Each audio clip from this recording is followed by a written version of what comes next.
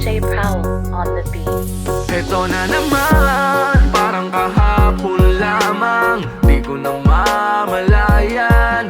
Tila kay bilis ng ikot ng orasan, mga pagkakataong nalampasan. Ay, alam naman sa sariling di na babalik pa, parang panahon na sayang sa maling pagsinta. Inodo mo na ang taya pero butawang na pala, tulad ng mga alis mong nauwi lang sa wala. Kaya ang mga pasakit mong pinaguhugutan, di dapat kalimutan kung may dapat matutunan. Kinatalo o nalugi, nabigo o nautuman, marami pang pagkakataon di ka mauubusan. Dahil kahit pala umiwas sa 12 buwan na lumipas, sadyang napakakulit at tandaan ay malupit. Kung malas ka ngayon, edi next year na lang ulit. Isang taga